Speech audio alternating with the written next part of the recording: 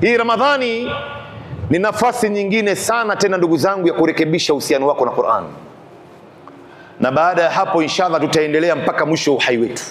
Katika Ramadhani hii tuweke mikakati kwamba inshallah tutaswali tarawih toka mwanzo wa Ramadhani mpaka mwisho wa Ramadhani.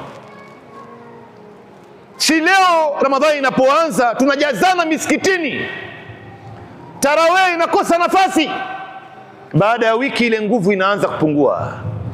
La, ndugu zangu, nitakana tubadilishe mtizamo wetu juu ya tarawih. Hii ni swala ambayo inaipatikana katika mwezi wa Ramadhani, pamoja na kwamba ni katika qiyamul layl, ni kisimamo cha usiku.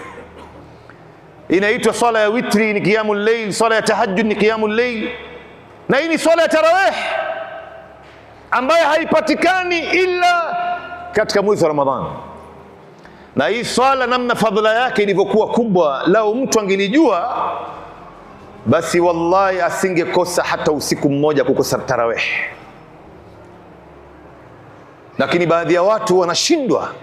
Mtu anaswali rakaa 2 ya tarawih anaondoka na kwenda zake. Wengine wanaswali rakaa 4 anaondoka na kwenda zake. Ana mambo yake kule nje ambayo anayafanya, anaacha kitu cha thamani hapa.